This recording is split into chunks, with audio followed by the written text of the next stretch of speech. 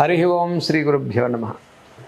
శ్రీలక్ష్మీవల్లభారంభాం విఖనో మునిమధ్యమాం అస్మదాచార్యపర్యంతాం వందే గురు పరంపర. ఓం శ్రీలక్ష్మీ హైగ్రీవాయ నమ.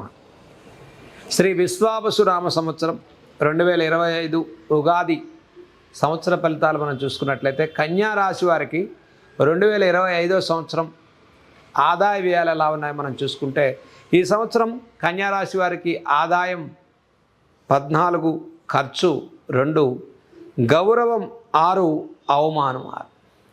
అంటే గౌరవాలు అవమానం సమానంగా ఉన్నప్పటికీ కూడా ఆదాయం సంతృప్తికరంగా 14 కనిపిస్తోంది, ఖర్చు స్థానం 2 కనిపిస్తుంది. అంటే 2025 సంవత్సరం కన్యా రాశి వారికి ఒకంత ఊరట కలిగించేటువంటి సంవత్సరంగానే చెప్పుకోవచ్చు. భాగ్యస్థిత బృహస్పతి నుంచి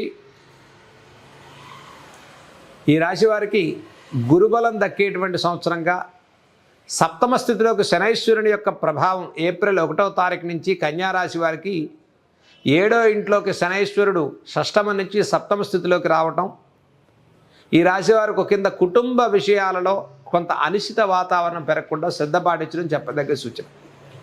కన్యా రాశి వారికి సప్తమ శనైశ్వరుని యొక్క సంచారం వల్ల జీవిత భాగస్వామితో ఒకంత కొద్దిపాటి ఇబ్బందులు కానివ్వండి, జీవిత భాగస్వామితో సములైనటువంటి వారు, అంటే ఈ రోజుల్లో మనం చూస్తే అసలు జీవిత భాగస్వామి ఒకరే ఉంటారు, వారితో సములేమిటి అంటే ఒక విధంగా స్నేహితులు, మధ్యవర్తులు, అలాగనే స్నేహ సంబంధితమైన వ్యవహారాల్లో కూడా స్త్రీలు కానీ పురుషులు కానీ ప్రేమ వ్యవహారాల్లో అపవాదవమానం గురి కాకుండా జాగ్రత్తలు పాటించండి.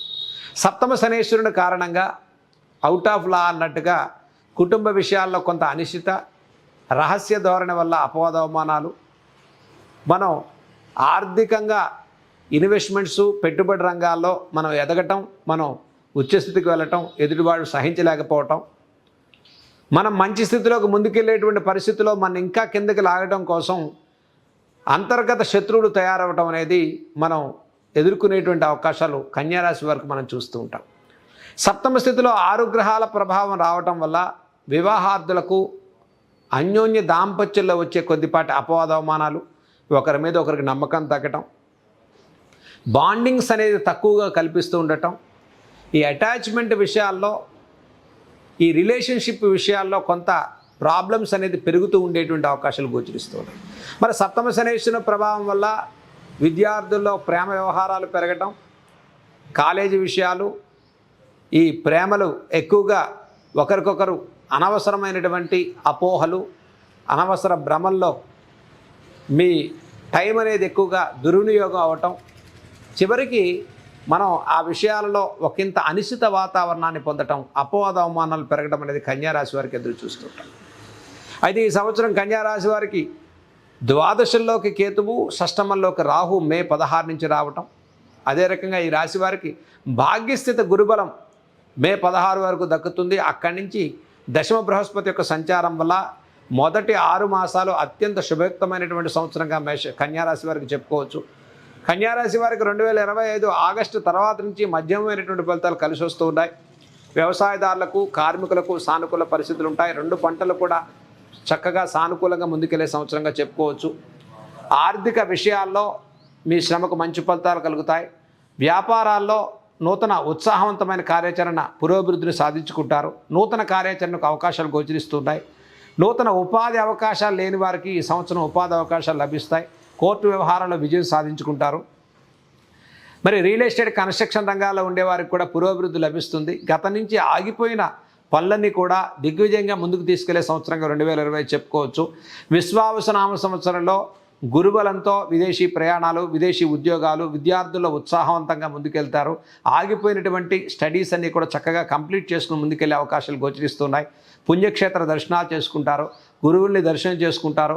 ఈ సంవత్సరం విద్యా సంబంధితమైన రంగాల్లో చక్కటి ప్రోత్సాహవంతంగా ఉంది. విద్యారంగాల్లో ఉండేవారికి ఆర్థిక పరిస్థితులు మెరుగుపడతాయి.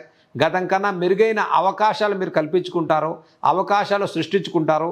ఇక ఉద్యోగ అవకాశాలు, ఉద్యోగ మార్పులు, బదిలీలు కోరుకునేటువంటి వారికి మొదటి 6 మాసాలు ఒకంత గురుబలంతో ఉన్నప్పటికీ కూడా సప్తమ శనైశ్వరుని ప్రభావం వల్ల మీ శ్రమకు, మీ కష్టానికి మంచి ఫలితాలు లభించే సంవత్సరంగా చెప్పుకోవచ్చు. కాబట్టి పూర్వభాగంలో మొదటి 6 months కూడా గురుబలం చాలా చక్కగా లభించేటువంటి కన్యారాశి వారికి ప్రతి వ్యవహారంలో మనోభీష్టంతో ముందుకెళ్తారు. ఆర్థిక పరిస్థితులు మెరుగుపడతాయి. రుణ సంబంధితమైన ఒత్తిడి రీత్యా ఉపశమనం లభిస్తుంది.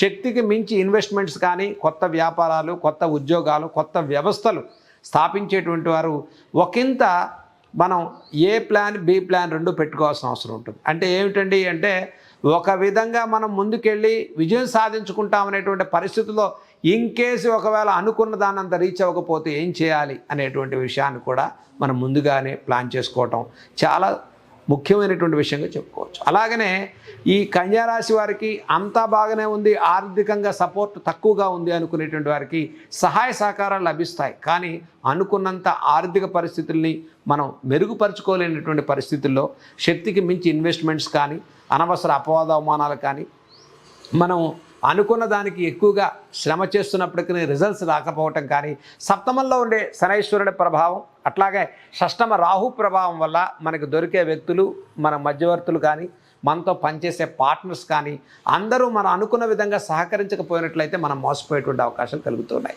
కాబట్టి ఒకంత కన్యారాశి వారు చిన్న చిన్న వ్యవహారాల మీద ఎక్కువ దృష్టి పెట్టడం అనేది ఈ సంవత్సరం చెప్పదగ్గ సూచన.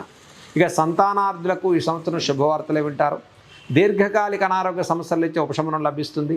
సప్తమ శనైశ్వరుని ప్రభావం వల్ల జీవిత భాగస్వామి, వివాహార్థులకు వివాహం కలుగుతుంది. వివాహ విషయాల్లో ఆలస్యం నుంచి ఉపశమనం లభిస్తుంది. కుటుంబ విషయాల్లో సహాయ సహకారాలు లభిస్తాయి. సోదర సోదరీమణులు ఆస్తి వ్యవహారాల్లో పురోభివృద్ధి సాధించుకుంటారు. కోర్టు వ్యవహారాల్లో విజయం సాధించుకునే సంవత్సరంగా చెప్పుకోవచ్చు.